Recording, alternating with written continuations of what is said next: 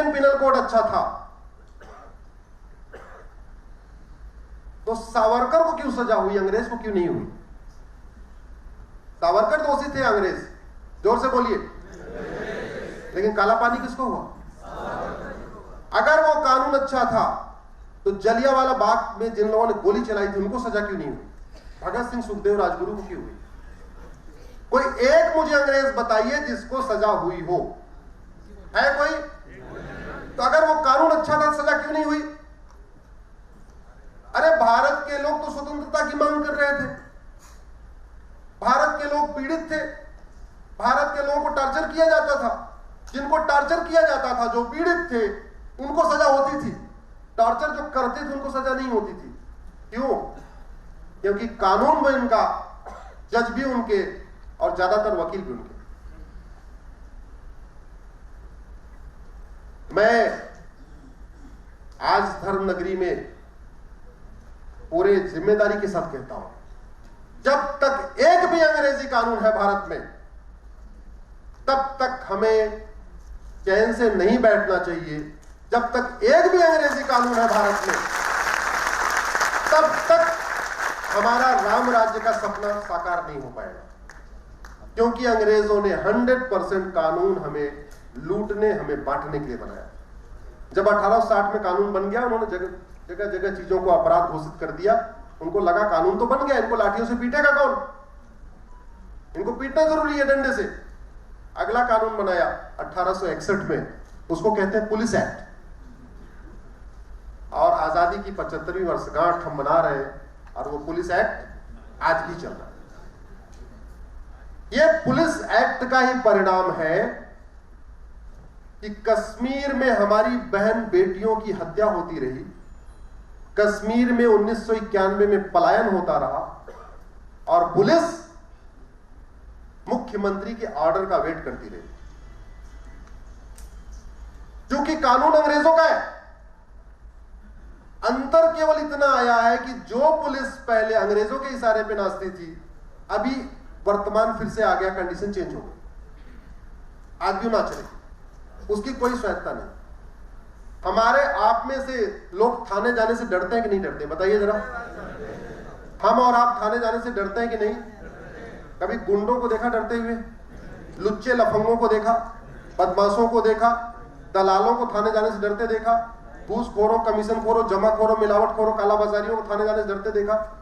कानून वही चला। और इस भ्रष्टाचार का जो सबसे बड़ा कारण है, ये घटिया अंग्रेजी कानून। 1861 में उन्होंने पुलिस एक्ट बनाया, हमारे आपके भाइयों को, परिवार के एक सदस्य को पुलिस बना दिया, उसको डंडा पकड़ा दिया, एक भाई से दूसरे भाई को पिटवाना शुरू कर दिया। उसके बाद एविडेंस एक्ट बना दिया। 1873 में उन अंग्रेजों को समझ में आया कि नागा हिल्स जो पूर्वोत्तर का एरिया है, वहां पे बहुत हिमालयन का एरिया जो ब्रांच चाहिए, वहां बड़ी अच्छी अच्छी जड़ी बूटियां हैं। उन्होंने कानून बनाया, उसको कहते हैं बंगाल फ्रंटियर एक्ट। कानून बना के ये बोल दिया, इस नागा वाले एरिया में जाना नहीं, आप जाओगे तो परमिट लेके जाना पड़ेगा। वो कानून आज भी चल रहा है, आप अगर नागालैंड जाओ आपको परमिट लेके जाना पड़ेगा। उस कानून को मैंने सुप्रीम कोर्ट में चैलेंज किया हुआ। और उनका पेट नहीं भरा, उनको लगा काम करते, जमीन बहुत है इधर, अब जमीन पे कब्जा करते। एक कानून बनाया उन्होंने, land acquisition act. Land acquisition act और डेवलपमेंट के नाम पे जमीनों को उन्होंने एक्वायर करना शुरू किया। एक्वायर कैसे करते थे? जहां 5 बीघे जमीन चाहिए थी, वहां 50 बीघा एक्वायर कर देते। 5 बीघे में डीएम का ऑफिस, एसपी का ऑफिस बना देते थे, बाकी का 45 बीघे जो एक्स्ट्रा था उसको चर्च को दे देते थे। पूरे भारत में जितनी सिविल लाइन बनी है, पता नहीं इंदौर में नहीं है कि नहीं, इंदौर में नहीं है, पूरे भारत में जितनी सिविल लाइन बनी है वो उसी लैंड एक्विजिशन एक्ट के अंतर्गत बनी है। और जहां जहां सिविल लाइन मिलेगी, चौड़ी चौड़ी सड़कें मिलेंगी, डीएम का बंगला मिलेगा, कप्तान का ऑफिस मिलेगा, लेकिन वहां 2-4 चर्च जरूर मिलेंगे। और सिविल लाइन के सबसे ज्यादा जो प्रॉपर्टी हो चर्च के पास, और उनका 99 ईयर का लीज पूरा हो चुका है चर्च का। क्योंकि 1894 में कानून बना, उसके बाद लीज पे देना शुरू किया, तो लगभग 1899 तक 1900 तक उन्होंने दिया। उनका लीज 2000 आते आते पूरा हो गया, किसी का 2000 में पूरा हो गया, किसी का 2004 2005 में। अब उनको लगता है कि कोई सिरफिरा आके, कोई सरकार ऐसी ना आए बोले तुम्हारा तो लीज पूरा हो गया, जमीन वापस करो। अब वो सिविल लाइन में प्लॉटिंग कर रहे हैं, और सिविल लाइन की जमीन 1 करोड़ रुपए बिस्वा बिकती है, तो वो सिविल लाइन में 1 करोड़ एक बिस्वा बेचते हैं और 40 किलोमीटर दूर जाके 1 बीघा खरीद लेते हैं। तो सिविल लाइन की 10 बिस्वा बेचा और बाहर जाके 10 एकड़ खरीद लिया। अभी आपको पूरे देश में जो चर्च बहुत तेजी के साथ फैलते नजर आ रहे हैं, उसमें बहुत बड़ी भूमिका उस 1894 वाले लैंड एक्विजिशन एक्ट की। यहां भी फैल रहे होंगे, यहां नहीं फैल रहा होगा, झबुआ में फैल ही रहा, हर जगह फैल रहा। इस तरीके से एक के बाद एक वो कानून बनाते चले गए। सवाल यह है कितने कानूनों को सुप्रीम कोर्ट में चैलेंज किया जाए। जरूरत इस बात की है कि हम सब लोग मिलके एक स्वर से मांग करें, हमें नहीं चाहिए अंग्रेजी का। और हमारे पास क्षमता है, हमारे पास हजारों की संख्या में retired IAS, retired IPS, retired जज, additional solicitor general, additional advocate general, advocate general, ऐसे लोग हैं जो फ्री में अपना समय दान करने के लिए तैयार है, कानून बनाने के देने के लिए तैयार है। लेकिन वो तभी हो सकता है जब आम जनता इसके लिए डिमांड करे। क्योंकि याद रखिए, लोकतंत्र में डिमांड एंड सप्लाई चलती है, जितनी डिमांड होगी उतनी सप्लाई होगी। सुप्रीम कोर्ट में 5 बार, सुप्रीम कोर्ट के 5 बार कानून बदले हैं। कैसे बदले? ट्विटर फेसबुक से नहीं बदले। जब जब लोग सड़क पे आए, सुप्रीम कोर्ट का कानून बदला गया, 5 बार बदला गया। जब जब लोग सड़क पे आए, या कानून बना या कानून बिगड़ा। क्योंकि भारत में लोकतंत्र नहीं, भारत में भीड़ तंत्र है। बहुत अच्छी बात हो, बड़े अच्छे विचार हो, लेकिन जब तक वो सभा के अंदर है तब तक वो इतने प्रभावी नहीं है। जब ये सभा से उठ के सड़क पे चले जाए तब वो ज्यादा प्रभावी हो। जितने यहां लोग बैठे हुए अभी 2-3 घंटे सुनने के लिए, इसका प्रभाव है। लेकिन अगर इतने लोग एक दिन एक कानून के लिए सड़क पे जाके बैठ जाए, उसका प्रभाव 10 गुना बढ़ जाए। तो मानते नहीं मानते? ये है कि नहीं? हमारी समस्याओं का समाधान 3 ही जगह से हो सकता है। एक सड़क, दूसरा संसद, तीसरा सुप्रीम कोर्ट। आपके सड़क पे आने से सुप्रीम कोर्ट भी ठीक से फैसला करेगी और संसद भी ठीक से फैसला करेगी। इससे बढ़िया मौका नहीं आएगा। स्थितियां बड़ी अनुकूल हैं, ये भगवान की कृपा है, स्थितियां बड़ी अनुकूल है। अब जरूरत है, लोहा गर्म है, ये जरूरत है।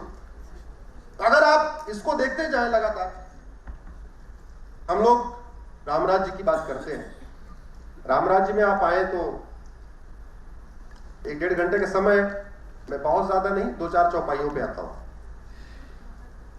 उत्तरकांड में एक चौपाई है, अल्प मृत्यु नहीं कौनो पीरा, सब सुंदर सब, बोले जरा,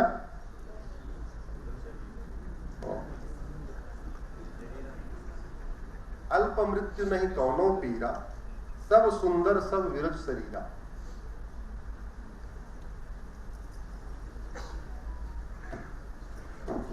आखिर क्या कारण है? हमें पूरे मुगलों का नाम पता,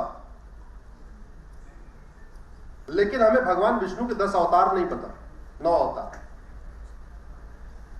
भगवान विष्णु ने कैसे कैसे अवतार लिया, मैं टेस्ट नहीं ले रहा हूं, लेकिन आप चिंता करना। क्यों? क्या उसके लिए केवल हम ही दोषी हैं क्या? कौन दोषी है?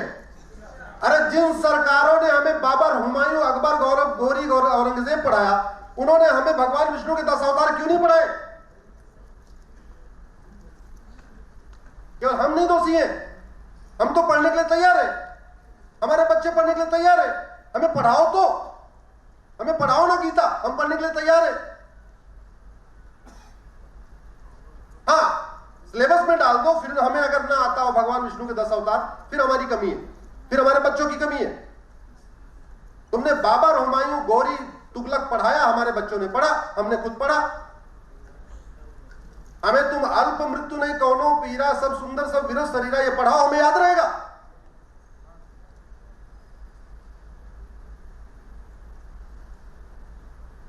इसलिए जो सबसे बेसिक रिक्वायरमेंट है राम राज्य की, वो है समान शिक्षा।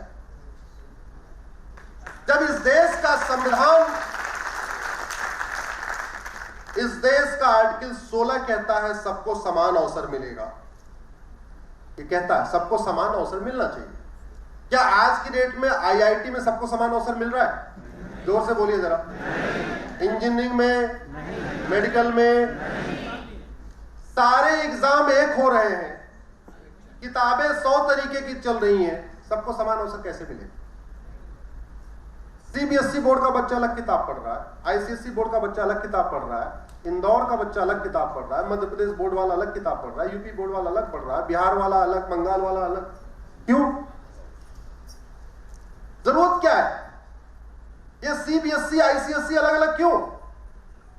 इन दोनों को मर्ज करके एक भारतीय शिक्षा बोर्ड क्यों नहीं बना देते?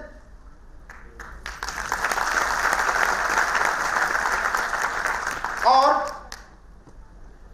खेल देखिए, जो एंट्रेंस एग्जाम में पूछा जाता है वो पढ़ाया नहीं जाता, जो पढ़ाया जाता है वो पूछा नहीं जाता। कौन है ये? मैंने पहले कहा था, जितनी समस्याएं हैं उसके पीछे दो ही कारण है, या तो सत्ता या तो इस देश में 1 लाख करोड़ के आसपास का कोचिंग का धंधा चल रहा है। 1 लाख करोड़। कितना ही बच्चा होनहार हो, जब तक कोचिंग नहीं करेगा तब तक वो IIT, NDA, CLAT, MBA, engineering qualify नहीं कर पाएगा। इसका मतलब कोचिंग माफिया ये तय करते हैं कि पढ़ाया क्या जाएगा और पूछा क्या जाएगा। आप लोग सहमत हैं कि नहीं? जोर से बोलिए जरा एक बार। इस देश में जब ये संविधान का आर्टिकल 16 कहता है सबको समान अवसर मिलना चाहिए, यानी गरीब हो या अमीर, हिंदू हो या मुसलमान, पारसी हो या ईसाई, इंदौर का बच्चा हो या देवास का या खरगोन का हो या खंडवा का, किताब एक कर दो। बंगाल वाला बंगाली में पढ़ेगा, गुजरात वाला गुजराती में पढ़ेगा, महाराष्ट्र वाला मराठी में पढ़ेगा, तमिलनाडु वाला तमिल में पढ़ लेगा। यही तो होगा। और जो एंट्रेंस में पूछना है वो पढ़ाओ, और जो पढ़ाओ वो पूछो, खत्म बात हो गई। राइट टू एजुकेशन, इसको आरटी कहते हैं। किसने बनाया राइट टू एजुकेशन कानून? संसद ने। भोपाल में नहीं बना, दिल्ली में बना। दिल्ली में अगर राइट टू एजुकेशन बन सकता है तो उसमें एक शब्द नहीं जोड़ा जा सकता, राइट टू इक्वल एजुकेशन?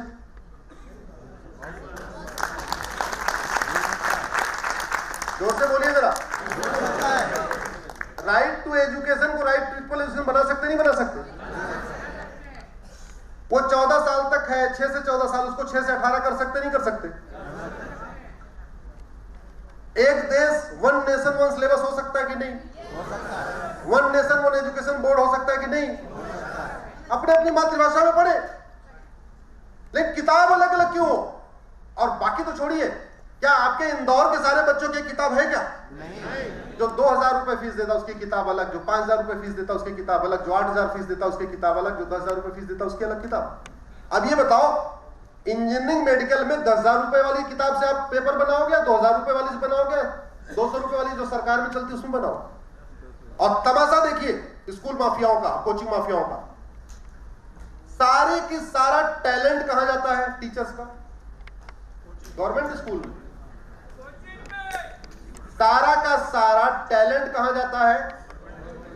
जो स्क्रैप होता है वो कहां जाता है? स्क्रैप से मतलब ऐसा नहीं, स्क्रैप मतलब नीचे वाला। तो जहां पे टैलेंट मेन जाता है वहां लोग पढ़ा नहीं रहे,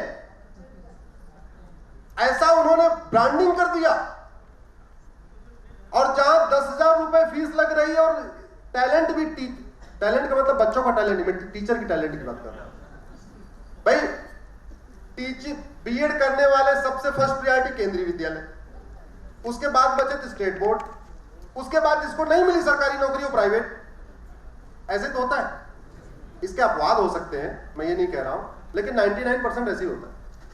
तो जहां पे वो बचा हुआ टैलेंट आ रहा है टीचर्स का, वहां 10,000 रुपए फीस, और जहां क्रीम जा रहा है वहां 200 रुपए फीस। इसके बावजूद भी अभिभावक वहां नहीं पढ़ाने के लिए तैयार है, 10,000 रुपए देने के लिए तैयार है, लड़ रहे हैं, झगड़ रहे हैं, विधायक की सिफारिश लगवा रहे हैं, मंत्री की सिफारिश लगवा रहे हैं, हमारे बच्चे का एडमिशन करा दो, और 2-3 लाख रुपए देके सेटिस्फाई है।